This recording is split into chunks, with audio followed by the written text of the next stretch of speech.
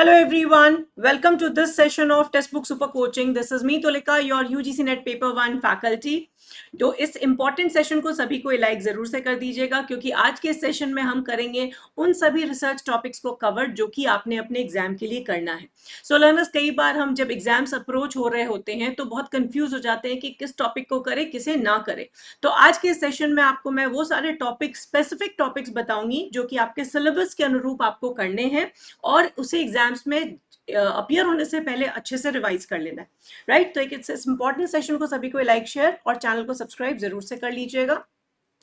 Learners, ये मेरी regular classes के टाइमिंग्स हैं जो कि टेक्स्ट बुक ऐप पे और यूट्यूब पे होती हैं. साथ ही साथ स्पेशल सेशंस आप लोग के लिए कंडक्ट किए जाते हैं, तो उसे भी मिस ना करें.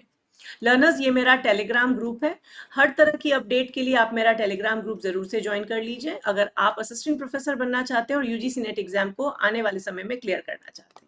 सो चलिए देखते हैं हमें रिसर्च एप्टीट्यूड में पढ़ना क्या है और उसमें कौन कौन से एग्जाम ओरिएंटेड टॉपिक्स हैं. सो रिसर्च एप्टीट्यूड, जैसा कि आप लोग जानते हैं, एप्टीट्यूड बेस्ड यूनिट है. दो ऐसे यूनिट्स होते हैं आपके पेपर 1 में जहां आपका एप्टीट्यूड टेस्टिंग होता है. कई बार हम इस बात को अंडर एस्टिमेट कर देते हैं कि एक्चुअली है क्या. लर्नर्स, ये आपके एप्लीकेशन को टेस्ट करता है. ये सिर्फ आपके थ्योरेटिकल नॉलेज को नहीं, प्रैक्टिकल इम्प्लीकेशन को भी टेस्ट करता है. जैसा कि हम हमेशा कहते हैं कि रिसर्च जो है वो थ्योरी के साथ साथ प्रैक्टिकल भी है.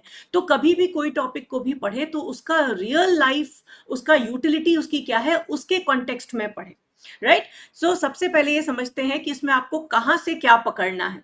तो रिसर्च का मीनिंग, जो पहला आपका टॉपिक या सब टॉपिक है अपने इस यूनिट का, उसमें आपको पता होना चाहिए डेफिनेशन ऑफ रिसर्च, यानी कि रिसर्च को आप कैसे डिफाइन करेंगे वो आपको पता होना चाहिए. अब रिसर्च के डेफिनेशन के साथ साथ कुछ ऐसे इंपॉर्टेंट टर्म्स हैं जिनका भी मीनिंग बहुत जरूरी है क्योंकि वो आपके रिसर्च मीनिंग में आ जाएगा. जैसे सबसे इंपॉर्टेंट इसके बाद आता है हाइपोथेसिस.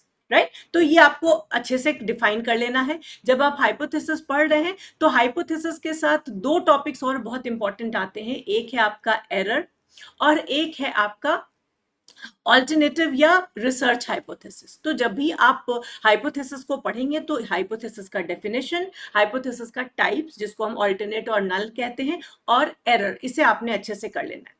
नेक्स्ट आता है आपका types and characteristics of research. तो टाइप्स में आपको क्या करना है. टाइप्स ओवरऑल अगर देखा जाए तो 18 types of, broad types of research है.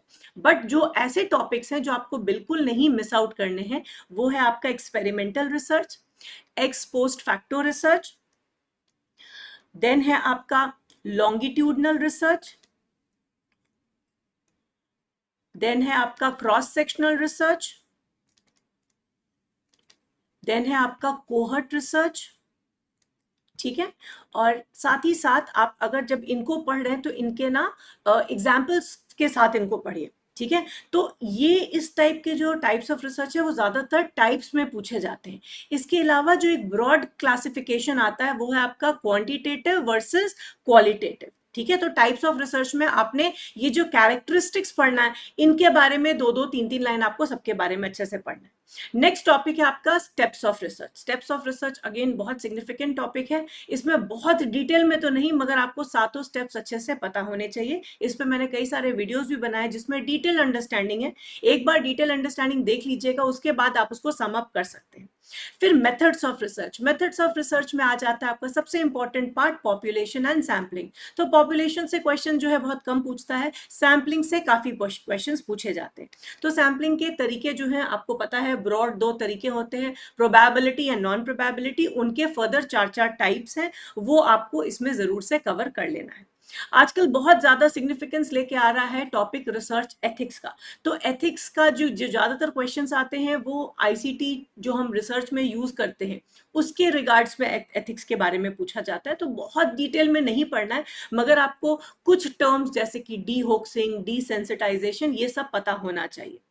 पेपर और आर्टिकल की बात की जाए तो इसमें दो क्वेश्चंस आप मान के चलिए कि आपको पता होना चाहिए.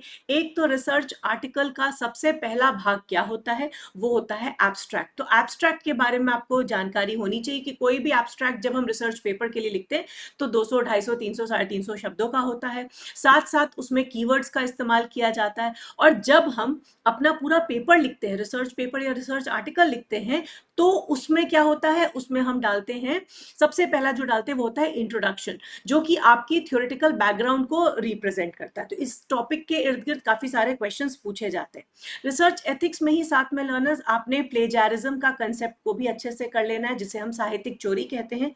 तो प्लेजारिज्म आप स्टूडेंट्स के कंटेक्स्ट में भी, यानी कि वो स्टूडेंट्स जो अपना डॉक्टरल थीसिस लिख रहे हैं उनके कंटेक्स्ट में भी आपको कवर करना है, और एक फैकल्टी जो कि एक रिसर्च आर्टिकल लिखता है उसके कंटेक्स्ट में भी आपने कवर करना है। Next is your conference and seminar. चूंकि आजकल webinars are also very much in, तो कॉन्फ्रेंस, सेमिनार, वेबिनार, वर्कशॉप और सिंपोजियम, इनके बारे में आपको थोड़ी थोड़ी जानकारी बहुत जरूरी है। थीसिस का राइटिंग और उसका जो फॉर्मेट है उसमें आपका क्या आ जाता है, सबसे इंपॉर्टेंट इसमें आ जाएगा आपका रेफरेंसिंग, राइट। तो रेफरेंसिंग से रिलेटेड आपका क्या होता है, RMS, रेफरेंस मैनेजमेंट सिस्टम, ठीक है। इसमें 3 नाम बहुत आते हैं, मेंडले, ज़ोटेरो, ठीक है। मेंडले, ज़ोटेरो का सबसे ज्यादा नाम है, और एंड नोट भी आता है। एंड नोट का नाम कम क्यों होता है, क्योंकि ये फ्री नहीं है, ठीक है, इट्स अ पेड वर्जन, इसका ज्यादातर पेड वर्जन ही अवेलेबल, इनके फ्री वर्जन्स भी अवेलेबल होते हैं। जैसे हम रेफरेंसिंग की बात करते हैं वैसे ही आपके top type of referencing top 3 आ जाते हैं, APA, MLA, शिकागो। अभी देखा गया है कि आपको IEEE से भी क्वेश्चन पूछा जा रहा है। क्यों ये सारे एक्स्ट्रा पैटर्न आ रहे हैं ऑफ रेफरेंसिंग के, क्योंकि आज के समय में बहुत सारी रिसर्च जो है वो इंटरडिसिप्लिनरी हो रही है, ठीक है। तो आप जब भी इस तरह के टॉपिक को करेंगे तो रेफरेंस मैनेजमेंट सिस्टम को आपने अच्छे से कवर कर लेना है। AP, MLA, शिकागो तो बिल्कुल आपने छोड़ना नहीं है, और IEEE को भी देख लेंगे। साथ ही साथ ये सारे रेफरेंस मैनेजमेंट सिस्टम है। जैसे मैं आपको कहती प्लेजारिज्म, तो प्लेजारिज्म से रिलेटेड आपको एक टॉपिक इसमें से जरूर से कर लेना है, प्लेजारिज्म डिटेक्शन सॉफ्टवेयर, राइट। तो इसके कुछ टर्म्स तो मैं आपको अभी बता दे रही हूँ, बट आपने इसको थोड़ा सा अच्छे से देख लेना है। जैसे पहले जो प्लेजारिज्म डिटेक्शन करने के लिए यूज होता था वो यूज होता था उरकुंड, जो कि ज्यादातर यूनिवर्सिटीज यूज करती थी, colleges, higher education institutions use करते थे। फिर उरकुंड को टर्निटिन की से ने रिप्लेस कर दिया, ठीक है। आज के समय में इसे रिप्लेस कर दिया है ड्रिल बिट ने। अब ड्रिल बिट में क्या डिफरेंस है, ड्रिल बिट जो है वो आपका AI इनेबल्ड है, आर्टिफिशियल इंटेलिजेंस इनेबल्ड है, क्योंकि वो आपके किसी भी तरह के जो प्लेजराइज कंटेंट है उसको पकड़ लेता है, ठीक है। तो प्लेजारिज्म जब भी पढ़ेगा तो टाइप्स ऑफ प्लेजारिज्म भी जरूर से कवर कर लीजिएगा, उसका भी मैंने अलग से डिटेल वीडियो बनाया हुआ है। तो जो टॉपिक्स हमने अभी आपको बताए हैं इन सभी टॉपिक को थोड़ा थोड़ा करके जरूर से कर लेना है for your examination, right. So learners, exam की सक्सेस की गारंटी के लिए हम लेके आए हैं आपके लिए रेट टू सक्सेस का ऑफर, वेरिन आपको अपना ये कोर्स जो है, सब्सक्रिप्शन बेस्ड कोर्स जो है, जिसकी वैलिडिटी जून 2025 एग्जाम तक रहेगी, एक डीप डिस्काउंटेड प्राइस पे मिल सकती है, और आप उसे ले सकते हैं एडिशनल डिस्काउंट पे by using my faculty code Tulika R. So learners, इनको इस कोर्स के साथ आपको मिलता है एक्सेस टू फाउंडेशन बैच और बूस्टर कोर्स सुप्रीम, जो आपको पूरी तरह से एग्जाम रेडी कर देता है। लाइव क्लासेस मिलेंगी आपको, test series, study notes and practice test. So this can be your one shot try out for your upcoming June JRF, तो इसे बिल्कुल भी मिस ना करें।